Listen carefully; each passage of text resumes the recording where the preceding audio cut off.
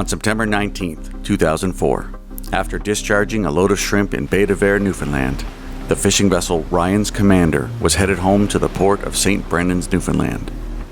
The visibility at the time was 5 miles in light rain with northeast winds at 40 to 45 knots. That evening, at approximately 1830, about 5 nautical miles east of Cape Bona Vista, the brand new 65-foot longliner was hit with hurricane conditions. At 1835, they transmitted their last message, a distress call for help. Then the crew of 6 abandoned ship. This is Legacy Survival Stories. Hey, you're going down, Go down! Legacy Survival Stories. Welcome to Legacy Survival Stories. My name is Dan Latremouille, and I'll be your host. We have an incredible show for you today. Now, on this show, we typically focus on people who've been exposed to unusual and sometimes extreme circumstances. Sometimes those circumstances lead to full-blown emergencies. Today's show is focused on someone who chose a career of unusual and extreme circumstances, including emergencies. Our guest today is a Canadian Forces veteran, having retired from the Canadian Air Force in 2010. While in the Air Force, he was a decorated search and rescue, or SAR, technician and a SAR team lead.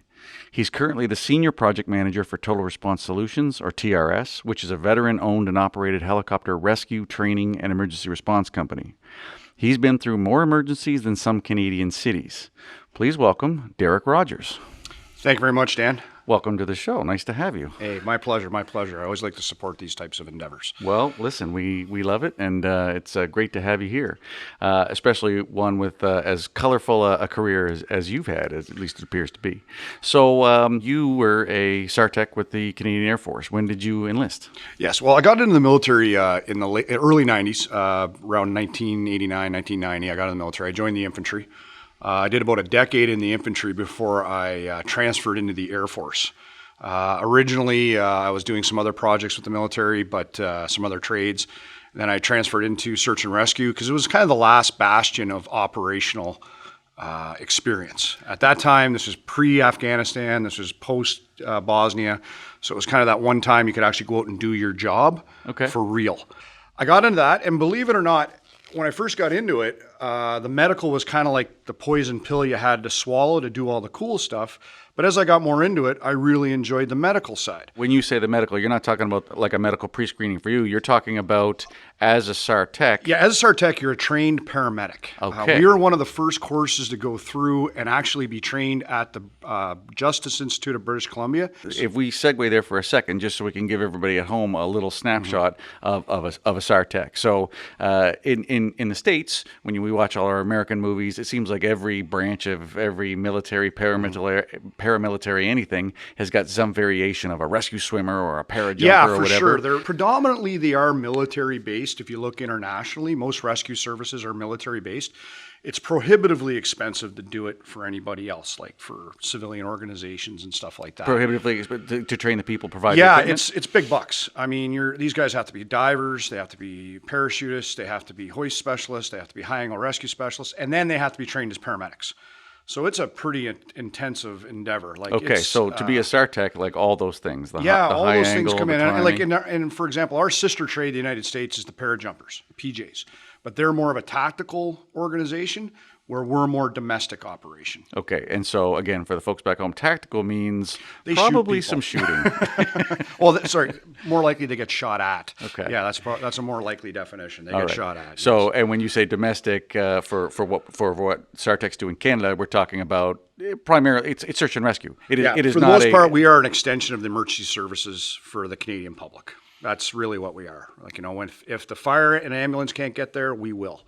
That's kind of the way that kind of works. So now you've been the team member for some period of time, and our adventure today, about what time period and where in your career are you for this? This was I had just been posted to Gander, and it was about late September 2014. It was on the tail end of Hurricane Ivan. I was the team leader for the rescue. We were on the Cormorant helicopter, which is essentially an EH-101. All right, and that's what they're still flying today. Yes, it is. This is one of the first kind of big missions we did with the 101, with the Cormorant. And it was out of Gander. And again, it was last light of the day. The sun had just gone down, and it was a nasty day. We knew Hurricane Ivan had been blowing up the coast. It had started about a week prior. We'd been kind of keeping an eyeball on it because hurricane season now is getting more and more prominent on the east coast of Canada, especially in Newfoundland. Things that might miss Nova Scotia, they'll usually clip Newfoundland. Yeah, they always get... And it's almost always that peninsula, like right down in the bottom part of Newfoundland. That's kind of the area that gets clipped. There was a vessel. It was the Ryan's Commander was the name of the vessel. It was a new ship. It was a new design. There's a whole other aspect. What kind of ship are we talking about here? It's inshore fishery. It's a 60. They call them 6411s. They're a 20-meter vessel. They're designed to basically as more of an inshore fishery versus an offshore fishery, but they use them in multiple applications. Like most fishing vessels, very few of them are a specific type of fishing vessel anymore. They're much more multi-use. Well, no, yeah. When you want to sell those things, you want it to be as good for as many things as possible. What's in season? What am I allowed to catch? Yeah, that type of thing, right? And sorry, before we get too far into the mission, for my knowledge and for everybody's, you're flying on the Cormorant helicopter. What's the normal crew on that? Like how many people are we talking about? Well, generally what we do, we're on after hours. So basically, after hours, we're on a 2-hour call. So when the alarm goes up, technically you have 2 hours to be in the air and en route. We're usually within 45 minutes. And I think that evening we were under 45 minutes. And that's from home. Well, I'm dating myself here, but the pager goes off. You check your cell, you run in, and away you go, right? You start doing your job. That night we were launched very quickly. But standard SAR crew on a Cormorant is 2 pilots. In this case, it was Scott Trump and Mike Mondry. Then we have a flight engineer. Flight engineers are basically, they are very important in this role. They are the hoist operators for these missions. They also maintain the systems on the aircraft. In all reality, flight engineers are probably the unsung heroes of helicopter search and rescue. They do not get enough credit for what they do. This evening, our flight engineer was Ab Pierce, very experienced gentleman, really good guy. And then there was myself as team leader and my brand new team member, Norm Penny. Norm, this is one of his first missions in search and rescue. So it was an interesting way to start off your career. All right, so you're 5 people, you've boarded up, and you guys have gone home, but you've responded to your pager, as you said. Yep, pager and goes off. You guys have all ripped back into the base and prepped the helicopter, and... we got in, we started looking at the report. We had a mayday off Cape Buena Vista, which was, that's literally a rocky area. Figuratively and geographically, there's lots of, it's a nasty piece of coastline, especially when you're in the middle of a hurricane. So we were looking at our options, doing some mission planning, and we actually started stripping down the aircraft. We took out as much non-essential equipment as we could. Were you just trying to save weight? For gasoline, but for Jet A. We wanted to get as much fuel into that aircraft as we could to give us as many options as we might need. And so for just a quick segue for the folks at home, when an aircraft takes off, the weight, it's not like loading up your car where an extra 100 kilograms doesn't make a difference one way or the other. When you're flying an aircraft, every single kilogram of fuel that you take on board is a kilogram of something else that you can't. You can only ever have so much on the frame. So if you can get rid of a bunch of gear to put an extra bit of fuel in there, that extends your range of flying time. For sure. And we were when we started looking at we started emptying our pockets, kind of thing, right? Like we wanted as much buffer as we could get to get out there, have as much fuel as we were going to need to try and facilitate this rescue, right? Originally, the original call we had heard was a Mayday. They were still on the vessel, and it sounded like things were. As bad as it was, it sounded like things were good in some ways, where they had their survival suits, they had this, they had that. And the fact that they're making a call, even exactly, they had made the call. A good thing. Okay. So we knew it was going to be a hairy mission, but we knew that things seem to be going in the right direction. The trajectory is positive right now. They're making the call. They're on the vessel. They're still on the vessel. Whenever they're on the vessel, at least you can find them easier, and usually you can get to them easier than in open water. Yeah, finding as you say, a 6411 boat is a heck of a lot easier than finding a head bobbing in the water. Well, and that's just it. And people don't realize that you take the average cantaloupe and throw it in the ocean. That's what you're searching for. You're looking for a cantaloupe in the ocean. All right, that's kind of. And for those that don't know, the ocean is awful big. Yeah, and even in land search, you don't realize when somebody curls up into a ball. I say in the ocean you're looking for a cantaloupe. On land you're looking for a pumpkin. Those are kind of your two, and those size comparisons aren't that much off. You know what I mean? So we are happy to hear they're on the vessel. So we stripped the aircraft and we started making our way en route to the last known point, the last known grid reference that was provided from JRCC. And as well, basically concurrently, they launched the Herc out of Greenwood, which turned out to be a life-saving factor, actually. So what's a Herc? Okay, the Herc is a CC-130. It's a cargo aircraft. It's your classic military cargo aircraft. It's pretty much it's used by every military in the world. The Herc is the workhorse, and I don't think you'll ever see the Herc disappear. It'll always be around. It's just too useful. Yeah, it's just a great utility aircraft. But we use it for search and rescue. Out of all the search and rescue squadrons that are fixed wing, basically they'll have a Herc ready to go. Okay. And the Herc is all preloaded, ready to go. It's got all the stuff for parachutes, all the stuff for supporting SAR operations. And in this case, most importantly, they carry a boatload of flares, these great big flares that are like millions of candle power. And basically, you can dispatch those to illuminate an area during search operations. And they are such a valuable tool in these types of situations when you're trying to see what's going on in the water. And it ended up being a big factor in this mission, actually, was the support we got from Green. Actually, in all reality, all the support came together to make this mission less tragic than it could have been. Okay. It was still very tragic, but at least everybody pitching in, it really did help out. Yeah, from an operational standpoint, a lot of things came together. For everything that went wrong, something went right, or we had a contingency or a redundancy that kind of saved our arses, literally, right? Yeah. Okay, so back to where we're at then. So you guys are en route, and they've also dispatched a Hercules and they don't launch from Gander, do they? No, that's out of Greenwood, Nova Scotia. Okay, so flying time for them, they were probably an hour and a half till on scene. Okay. Out of Greenwood, depending on their actual launch time. Now, I don't recall their launch time, but they were there pretty quick. Okay. Like when we were swimming, they were over top. So that was swimming. nice. I can't wait for the. All right, now we're getting to the good stuff. Yeah. All right, so there's you guys. You're en route then to the location. You've arrived to last known location of the Mayday, and what do you find? Well, at this point, I realized we can't see a boat. There doesn't seem to be anything in the area. Nothing's getting painted on the radar. I mean, doesn't seem to be anything there. Then we quickly realized that these guys are now in a raft. All right, they're in a raft. So in our mind, okay, things went south. Now they're in the raft. We ended up getting some radio communication. Or we ended up getting it was an ELT beacon that we picked up on. So it wasn't verbal communication, it was electronic communication. And once we kind of had a visual on the guys, the boys in the raft fired a handheld flare, and held it above the raft. Okay, so hang on, let me back up a second there. So you picked up a signal of some kind. Yeah, it was a beacon. We picked up a beacon, like a PLB type thing, like okay. a 406 or a beacon. We picked up the beacon. We kind of homed in on the beacon. Okay. Once we started getting close to them, they must have heard us, even over the hurricane winds. They must have heard us or seen us, because we turn on every light we have.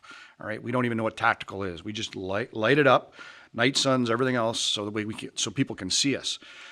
They either saw us or heard us, and they decided to fire a flare to bring us into their location, which was perfect. Exactly what you're supposed to do. Right. So before we get to that, now you mentioned about being maybe hard to hear your helicopter over the wind.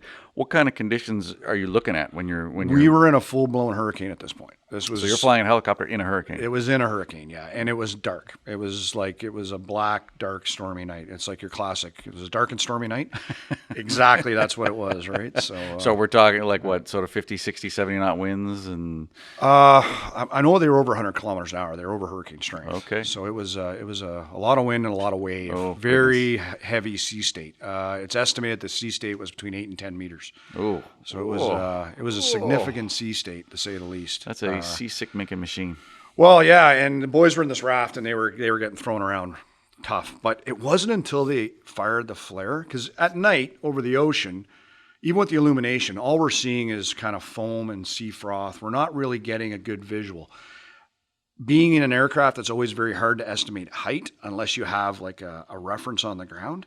It's very easy for people to think they're 10 feet above the water. They're actually 50 feet above the water, those types of things. Once the boys fired the flare, they almost looked like they were at eye level with us.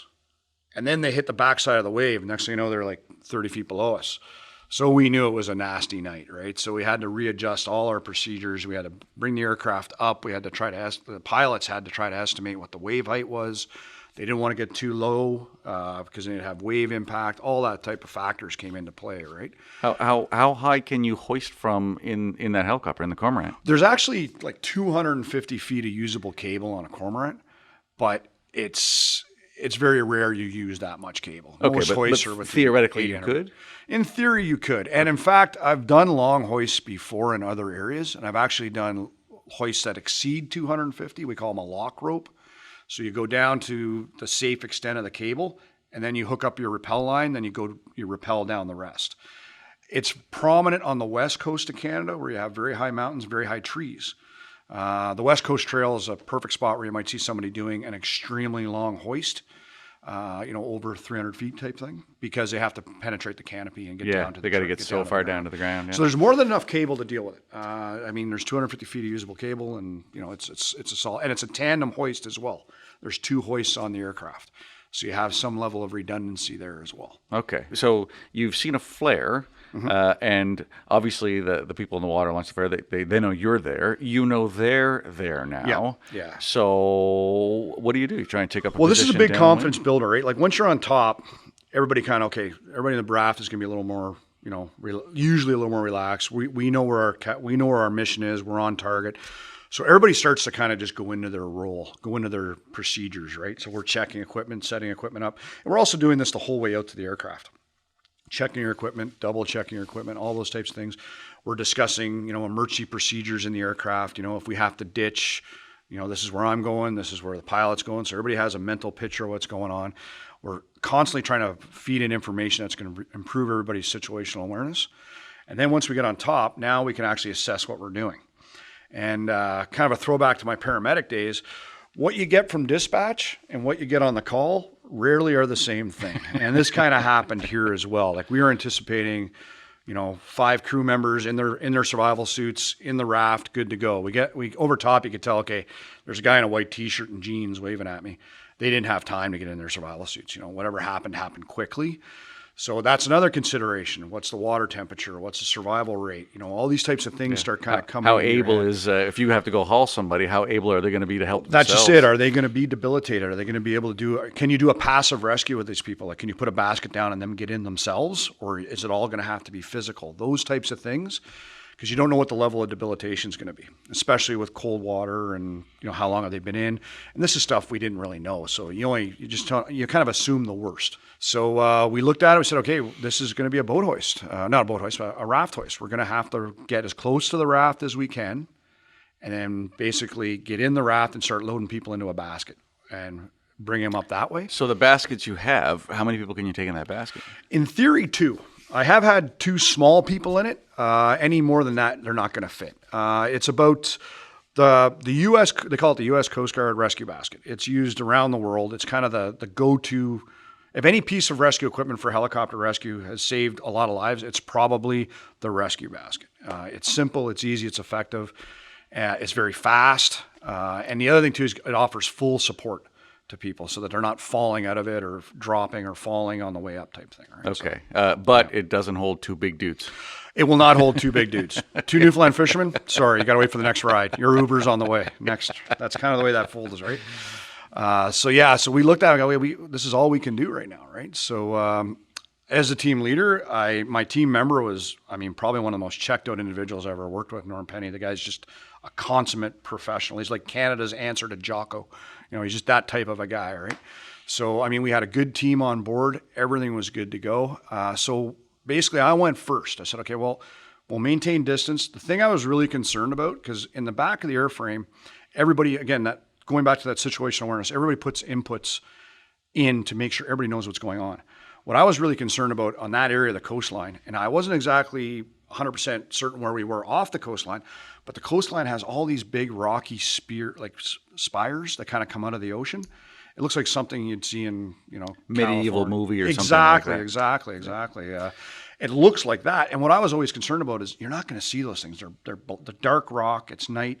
I don't want to back into anything like that, as we're trying to position it, because it's very easy to get focused on the target and kind of lose your awareness of your surroundings, right? So that was a big thing, was we wanted to keep one guy at the back window, and if he saw anything or any changes, he could Call alert it the out. crew that, Yeah. hey guys, check your rear. We want to make sure we don't back into something here, right? So that was one of the concerns among many, but that one was really in my head because I just wasn't sure where we were geographically over the raft, and the raft was moving. They had a sea anchor, but it really didn't seem to be slowing it down that much in the winds. And that's what I was concerned about, is going from the rolling seas to breaking waves. So for folks at home, a sea anchor is not the anchor that you classically think of an anchor, big hooky thing that you drop on the bottom. A sea anchor is really a little parachute type thing that you throw out there, and it creates some drag. So if the current and the wind are going, that raft is still going to be hauling along pretty good. Yeah, they can move pretty quick on top of the water. Like, they won't get up to full wind speed, but I mean, you're basically sitting in a big inflatable sail. And that's pushing them pretty quick, and usually the winds are going on shore. So, I mean, that's what I was concerned about, is them getting out of the rolling waves, which you can deal with, and turning into breaking waves. And that's when rafts get flipped over and people get drowned. That's typically what happens in those. Plus, also could be an indicator that maybe the water's getting a little shallower, and you're getting closer to the shore. Yeah. And it's all cliffs along that area. It's a Bonavista area. It's all, a lot of it is big cliffs. There's a few small bays, but there's probably more cliff than sand. So it's something to consider, right? So I decided I'd go down first, and it looked like a standard hoist in really bad situations. So the procedure was, I was going to go down, I was going to get to the raft, and I was going to stay on the hook as long as I could, so I didn't have to disconnect from the hook, and then get to the raft, and then brief the guys in the raft. And then the goal was to get the basket down and kind of do what we call elevator work. One basket up, one basket down, one basket up, and we do it with a guideline. That was the original plan. Going back to how sometimes the plan and reality don't really line up, that's pretty much what happened. I went down first. I was swimming to the raft. Our flight engineer, Ab Pierce, was doing a phenomenal job. He was paying out cable, and he was kind of working the cable so I had enough cable to swim with, but not too much to drag me down. So he's doing a great job with that. But the problem we ran into is the wave height. The hoist was cycling so much, up, down, up, down, up, down, up, down. The hoist overheated and jammed. Oh, so this would be the flight engineer was running the hoist? Yeah. And he's trying to cycle that cable so that you have enough to move, but not so much that it's dragging you down, or you can't get wrapped around you, or get down underwater, or get into debris. So, he's doing a great job with it, but it was just such a high wave cycle that you're constantly going up 10 feet, down 20, up 10, down 20, up 10, down 20, that type of thing. And it overheated the electric hoist. So it heated and it froze. So just as I was getting in the raft and explaining, okay, we're going to take the guy because when I got there was one guy that was, not in a survival suit, and a couple of guys was this your t-shirt and jeans guy? Yeah, one guy, and that was my first guy I wanted to get out of the water. Let's get him out of first. So I'm, okay, sir, we're going to get you out here right away. Next thing you know, I don't know what happened. I was 30 feet away from the raft. I didn't have a mask. I didn't have a snorkel. My fins were ripped off. What had happened is the cable had froze, and as the wave dropped, I just got yanked out. Oh, wow. So suddenly getting just yanked back 30 feet. Literally, it was like somebody lassoing somebody on the side of the highway with traveling at 60 kilometers an hour. I literally just got popped like a cork off the raft. And I didn't know what hit me. I really didn't know what hit me. I kind of I kind of got my bearings a second or so later, and I was literally 30 feet from the raft, and it was moving in the opposite direction. The aircraft was still above, but I'd lost my mask, I'd lost my snorkel, I'd lost a fin. And what I quickly realized is what had happened was the hook, which hooks up in front of us, had come around and smashed me on the side. It had actually torn my dive suit open. My dry suit was ripped open, and I had actually ended up cracking a couple ribs because the hook had come around hard enough to kind of smash me because I was hanging onto the raft. If I hadn't been hanging on the raft, I probably would have been okay. But where I was hanging onto the raft, I basically, I didn't let go soon enough. So the hook came around and hit me. So I was basically dead in the water. All I had left is the snorkel, the mouthpiece of the snorkel. Yeah. That's all I had left was the mouthpiece. So I had clenched my jaw to hang on to the mouthpiece. Now I'm in the North Atlantic in a hurricane with a duck call. That's all I got, right? So I popped my flare, and that's my emergency signal to the crew that I need to be recovered. And lo and behold, I was still on the hook. Thank God I was still on the hook.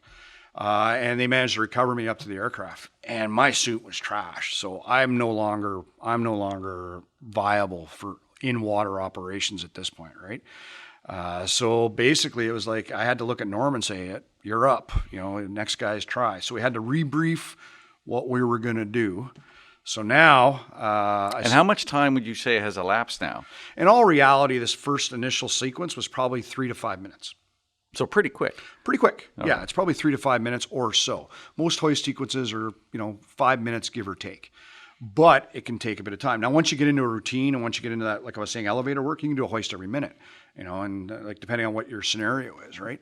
But in this case, it was probably about 5 to 7 minutes from me leaving the door to getting back in the aircraft. You're still drifting towards shore, are you not? Yeah, and that's just it. We're still working it, right? Like we are still working the problem, right? We have, at this point now, we have 6 people in the water if you include me, which isn't a good way to go.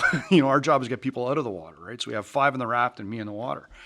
So we get back on the aircraft, say, okay, Norm, you're going to have to go down. But the big change we did here was I said, okay, Norm, I want you to take down, we had him put on a small scuba bottle so that if the wave heights or he got hung up in anything, he had a secondary air source. And basically I made sure he was illuminated between glow sticks and flashlights. We want to make sure you could see him because they actually had problems seeing me where I was. And probably because I had a strobe on the strap of my mask. When my mask went, I lost my strobe, right? So that could actually lead to some confusion in the water, right? They could be chasing your mask and not you. Yeah, exactly. It was one of those standard, those mask mount lights that firefighters and stuff use. Something like it's similar to that, right? So we got Norm ready to go, and Norm went down to rescue the first guy again. I explained the guy in jeans and t-shirts, the guy we got to get. Norm went down and did like a picture perfect pluck. He got this guy, got the hoist. He went down with a rescue collar, got the collar around him, got him up to the aircraft. I mean, it was picture perfect. Buddy was hypothermic. So we kind of just packaged him very quickly because we didn't want to start. We didn't really have a chance to assess him yet. So we kind of moved him to the back and we just did like passive warming. We just threw him literally a blanket and strapped him into a seat. And then we went back for the next. We're still busy here. You got to sit tight, warm yourself up. We got 4 more to do, right? Unfortunately, this is when things got stupid. So Norm's going down for the next call. And as I said, we weren't entirely sure of our situation in relation to the land. And it looked like we were starting to go into breakers versus rollers on the waves. So as we were backing up, we had drifted back a fair ways and Norm was forward of us. So he's kind of forward and right of the aircraft, which is a standard position because the pilot can observe what's going on. The guys in the door can observe what's going on. But unfortunately, what ended up happening was we drifted a fair ways back, like considerably. We were actually starting to push cable lengths here. We were probably getting, 150 or more feet away from them. And we didn't know how much cable was in the water. As we started going back farther, it seemed like we were encroaching or we were getting too far back. So the call was made forward, which is a call to move the aircraft forward expeditiously, like move it now. So the forward was called. And as we came forward, we basically picked up too much speed. So we ended up pulling Norm out of the water like a top. And the cable cut was called. So it was cut cable, because we didn't want him getting, basically yanked out of the water at 70 kilometers an hour. What happened to you going backwards? Almost the same thing happened to him going the other way? Similar. It was, I'm not sure if it was the hoist or how exactly. To this day, we figure it was just, we got too much forward speed because of the winds and the circulating air and stuff. We got too much forward speed. We were moving forward. We knew basically we're moving forward and we're starting to approach on Norm and we're not slowing down. So we know that if the cable cut isn't made, he's basically going to pull out of the water the same way I was or plucked out of the water the same way I was, right? I mentioned earlier we had 2 hoists. Well, the hoist that I was on was damaged. The actual hook was bent, so we were using the other hoist. However, the power was still on for the first hoist. So the first hoist, our backup hook got cut. Then our primary hoist got cut. So we cut both hoists on the cable cut. So now we don't have any hoists anymore. And Norm's in the water. So we had to cut both cables during the mission, which is kind of unheard of. It was an inadvertent cable cut, but it's one of these things that they've gone back and kind of addressed that now. By the way, how do you cut the cable? There's there's actually, the pilots have an electronic mechanism to cut it up front. Okay. We have an electronic mechanism in the back, and then we also have a redundant manual cable cutter as well. Hand plier type thing. Yeah, because the whole idea is that, if something's going to happen, you want to save the airframe. You're starting to look at you're starting to do some triage. There's 4 people on the airframe. There's 1 person on the hook. Yeah. You got to save the most amount of people or save the most valuable asset, so to speak, right? Sucks if you're on the hook, but it's understandable, right? But that's kind of where we went. Basically, Norm was still in the water. Both cables are cut, and now we're sitting there trying to figure out what to do. We still have 4 people in the raft, and we're not sure what we're going to do at this point, right? So this is where our ocean rescue turned into a mountain rescue. We fortunately, when we were stripping the aircraft to make more room for fuel, we decided to keep what we call the belay kit. It's like the high angle rescue kit. We decided to keep it on board. So myself and Ab Pierce, and I can't speak highly enough of Ab Pierce, he was just phenomenal. That's the flight engineer. We ended up rigging a mountain rescue system in the back of the aircraft in what we thought was record time. Probably felt like forever to Norm on the ground. But we rigged a 3-to-1 rescue system, and we actually had to recover Norm with a rope attached to the rescue basket because we had no cables. At the same time, the guys are still washing ashore on the raft. And we have a casualty in the back with hypothermia. So this turned into an interesting event. So you rigged up rope to the hoist or to? What we did is we rigged up basically an anchor point on the floor. Okay. We redirected through a ceiling hard point. Okay. And then I hooked up a 3-to-1 on the rope forward of the anchor point so that we could raise it if we had to raise them manually. Okay.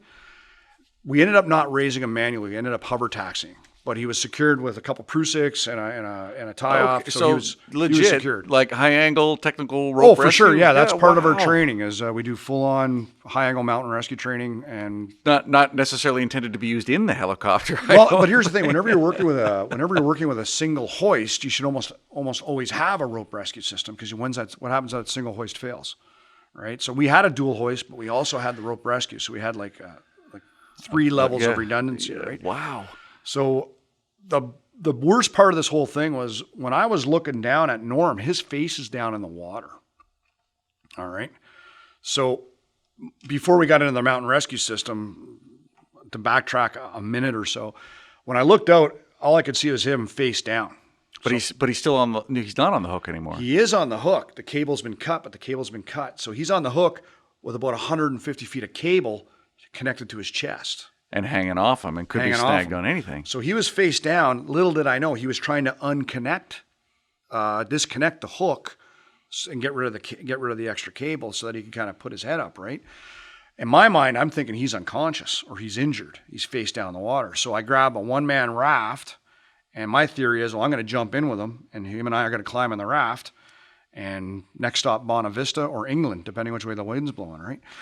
So that was the initial plan, but then all of a sudden he kind of popped up out of the water and started flashing his flashlight at us, so we knew he was okay.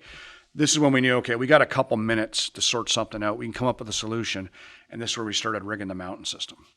Right, so we ended up bringing the mountain rescue system or the rope rescue system. So you rig up your rope rescue system, dangle a rope down to him. Well, we lowered the rope down. The rope wasn't sufficient. It was too windy, right? So it was just getting straight into a trail line, right? So we ended up putting the full rescue basket on it. That worked perfectly. Huh. And I don't think at the time Norm even realized he was climbing into a rescue basket on a rope. I'm pretty sure he thought he was on just getting into on regular a cable, on the second cable, because he wouldn't have known that the second cable was cut inadvertently, right? Okay, so you lower that down to him. He climbs into that, but now you can't easily hoist him up. Well, we were going to hoist him up, but at this time we had closed with the shoreline enough that we could see car headlights on the shoreline, and they were rather close, within like a kilometer. Uncomfortably close? Yeah, we were getting there, right? So what we ended up doing was hover taxiing over to the land, an area in Point in Bonavista. We ended up hovering taxiing. So basically we just left them dangling below the aircraft about 50 or 60 feet. We just came up to height and then flew him over and then lowered him down. Put him down on the ground first, then we landed right where he was, kind of thing, right? It was a crazy little incident. But now we still have 4 guys in a raft. All right. So we're trying to figure out, okay, what do we do now? By the way, how's your fuel situation? Has that not been an issue? It hasn't been an issue because we were close enough and we were light enough. But the big issue was the weather. Like basically we were in a situation where, we couldn't really do anything. We couldn't shut down in those winds where we were. So they wanted to take the aircraft back to base, right? I forgot to mention the pilots did an absolutely phenomenal job out there. I mean, this is not easy flying. This is highly technical flying with a lot of stress. And there's people screaming in the back of the aircraft. And these guys were cool as cucumbers, man. They did a great job. That's what you want in that pilot, unshakable. Exactly. You want the most boring person on earth flying your aircraft. You don't want no emotional, attachment whatsoever. They should also be your accountant. That should Exactly. that kind of stoic man. There's a lot to be said for that, right? Yeah. But no, they did a phenomenal job, man. And same with Ab Pierce, like the flight engineer. He almost burned the skin off his hands. Running the cable run the rope and run the cable. And I mean, he was just a machine. People are just running on adrenaline, right? And again, the flight engineers, I said it before, but they're kind of the unsung heroes of helicopter search and rescue, because they not only dispatch and recover everybody, they're your communications link as well. Like either through hand signals or radios, they're running the show. So they're the one who's sort of standing there and looking out the bay, looking out the hatch and staring down and relaying all the communications to the pilot. Yeah. All that forward. Exactly. Okay. They're the one conning the aircraft around. Con is just an abbreviation of control. They're the one conning the aircraft around. Giving the pilots direction, because the pilots can't see everything, right? Their visual range is pretty limited in an aircraft. So, you can get a backup camera on a Hyundai, but heaven forbid you get a backup camera on a friggin' brand new aircraft. $54 million aircraft. Exactly. They're installing them aftermarket now, though, right? So, but so basically the flight engineers, the pilots, everybody did a phenomenal job. But once we got Norm on the ground, we knew Norm was safe. He wasn't injured. I had gun taped up my suit, so I'm somewhat operational again. Thank God for gun tape again, So everything's taped up, and we're thinking to ourselves, okay, let's deal with our patient. We got our patient squared away. Hot drink.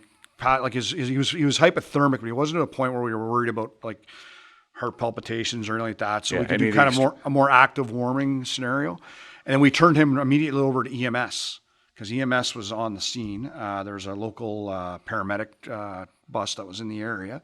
So we gave him to the boys on bus, and then we, after that, kind of assessing the situation, we realized that the local ground search team was out as well.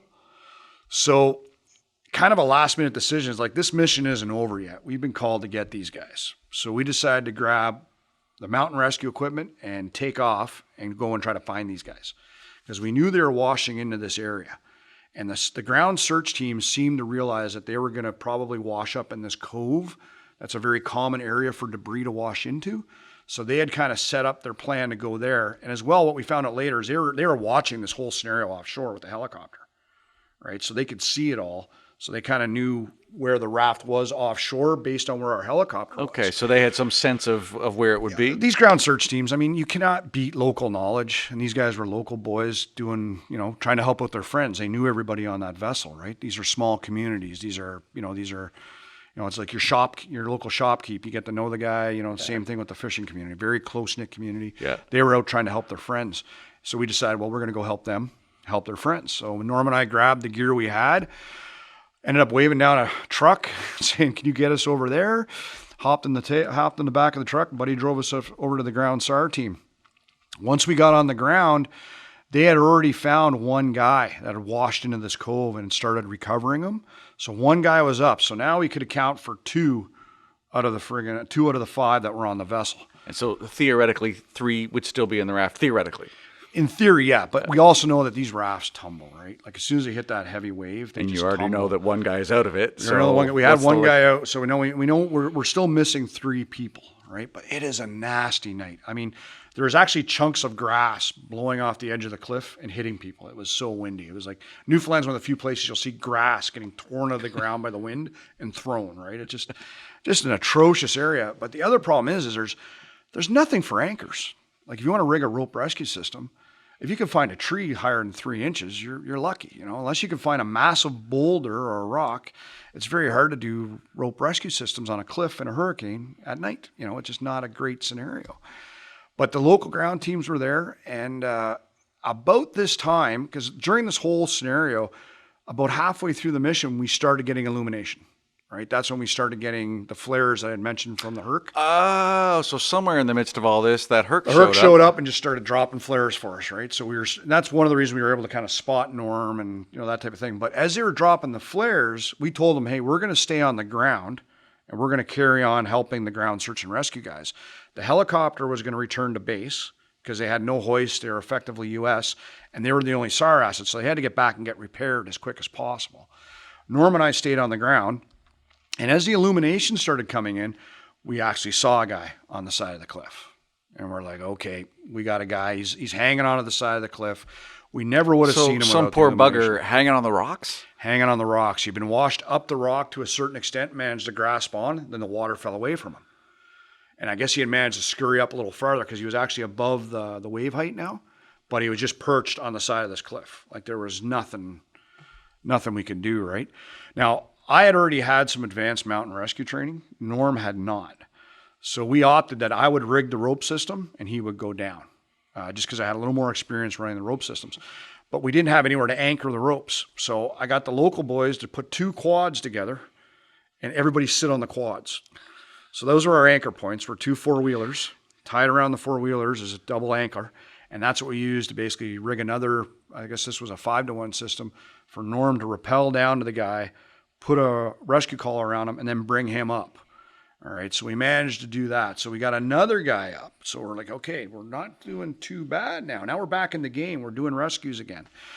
So we managed to recover that gentleman. So now we managed to find out of the missing people. So we had the first guy we got, then the ground search team recovered a guy, then we recovered. So now we got 3. So you got 3 out of 5. 3 out of 5. So we're doing not too bad, right? Then, as the illumination's coming in, we seen some reflective material in the wash in the cove. So this time it's my turn. I explained Norm the system. He understood the system probably better than I did in all reality. So I climbed down the cliff, and basically when I got down there, I found one of the POBs deceased. He had died in that. But it was very hard to facilitate a recovery at this time because where he was located, he was in the wash. So what we tried to do is secure the body on site instead of trying to recover it, because there's one more person still out there, right? And the person who might be alive that was our priority. Again, it literally is triaging, right? So we think, well, if we can get this guy, secured, then we can go search for the other guy. But believe it or not, the weather started deteriorating massively. It actually started getting worse out. We were starting to get the full brunt of the hurricane. The wave height was going up. Everything was getting worse. And we decided, once we got up, we started talking to the ground SAR team. Some of the local authorities were there. The call was made because the sides of the cliffs were getting very hard to determine if they were safe or not, because of the water wash and all the wind. People were slipping and falling. All we need to do is lose another guy from the ground search team or a bystander. So we kind of made the call to wrap the mission at that point, unfortunately, with one person missing. Still unaccounted for. It's terrible. Like, just the fact that we lost 2 people from that mission. But I mean, it's tragic, but it could have been a lot more tragic. And if it hadn't been for everybody pitching in and helping. The next day we went back and recovered the next morning we went back with the RCMP. We recovered the one body that we had secured. But the next guy, the other gentleman, wasn't found for a couple days, I think. So I don't know if he was still offshore or what the scenario was. But he did get found eventually? He was recovered, yeah. So all the people were recovered. The family did get a degree of closure, as tragic as it is, but it's probably worse than, searching for people or, the big question mark. Yeah, not knowing. Right? Yeah. And that is a tough one. That's a tough call when you know that there's still people unaccounted for, but at some point, well, you have to decide, because you start thinking much more clinically, right? Again, you're triaging everything, going, okay, what are the chances of survival versus what are the, because this now we're a couple hours into this now. We don't know if he was properly in his survival suit. The one person I found was deceased. His survival suit was open and flooded. So, you're trying to make calls kind of based on that. And they were actually getting at a point in the mission now where we're actually starting to kind of exceed survivability rates even within a survival suit, right? We're getting 3-4 hours into it at this point, right? So, the call was made. Oh, and as you say, if the cliffs are getting that dangerous, how long do you have to do it before you get another one? But if you don't second guess that call, you got to worry about somebody's empathy. Like, I hate shutting things down like that. You want to go forever, but again, you got to make that safety call, right? That's what it boiled down to, is a safety call. Yeah. Well, again, can't put another one in the water. It defeats the whole purpose of being there. Well, I mean, how tragic is that? If somebody died? Like, there's nothing worse than losing people in a rescue, trying to perform a rescue, right? Yeah. It's a serious moral injury. Like, wait a second, this guy's trying to do the right thing, and so you don't want to be on that side of it either, right? So, oh, wow. Yeah. That is amazing. It was an interesting night out. And again, this was Norm Penny's first mission. Like his first, well, I'll call it his first real mission. So I'm like, I don't know if it's going to go up from there or down from there, but it was a very interesting career introduction.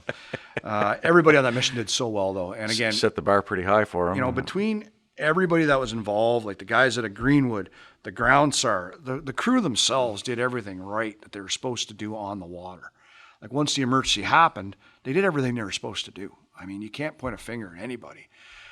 You know, there was a lot of politics that got involved later on about safety standards and this and that. But, you know, at the end of the day, this was a mission that kind of exercised lots of skill sets and lots of different coordination. And that was my biggest takeaway on this whole thing, was the importance of diversity of training, interagency cooperation. All those things came to light under this mission.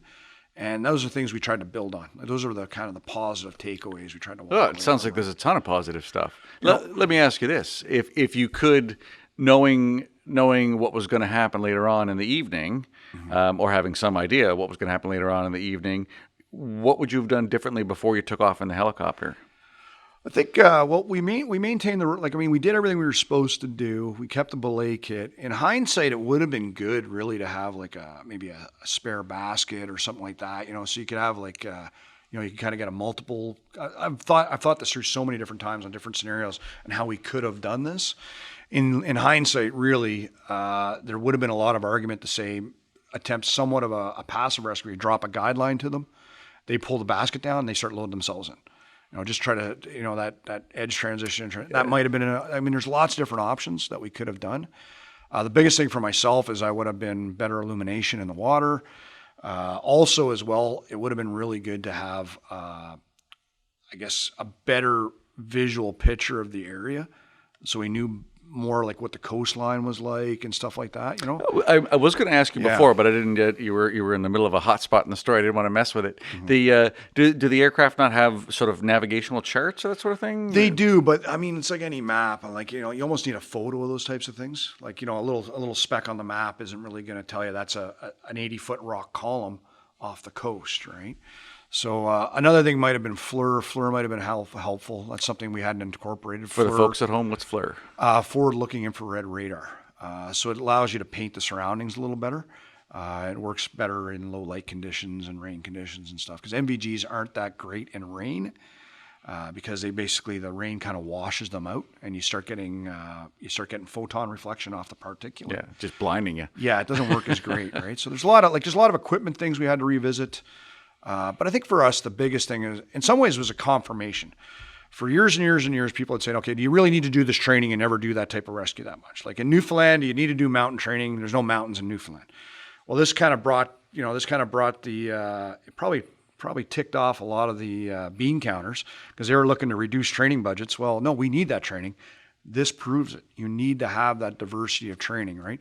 Whenever you're working on a suspended rope, be it a wire rope or a Kevlar rope, whatever it's going to be, you need to understand, you know, edge transition, drop, rigging, all that stuff. You need to know, like, what are you going to do if somebody gets stuck halfway down? You need to have all those contingencies in place, right? Yeah. And if you don't have that cross training, you don't understand it. And I've seen it actually. We've helped out with a number of accident investigations, and as more and more agencies get into helicopter search and rescue, a lot of them just focus on the helicopter aspect of it. They don't really focus on the high-angle rescue component. As a casual observer, right, it doesn't sound like something that should be critical. It doesn't to a casual observer. Oh well, yeah, sure, they should know how to swim and they should know how to do some medical stuff. Why?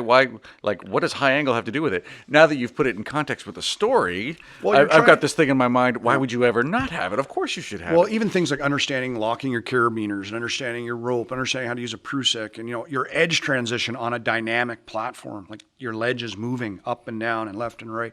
All those types of things come into play, right? And luckily enough, so we had that background training. We used it to recover Norm, then we used it on the cliff to recover people. So we had that, you know, cross training that was very beneficial for us. Well, probably 2 lives saved just right there. And in all reality, I think most people doing helicopter rescue have to look at this type of cross training, so that even like for paramedics that might be exposed to helicopter hoisting, you want to have a better understanding of your harness, a better understanding of your carabiners, a better understanding of your equipment.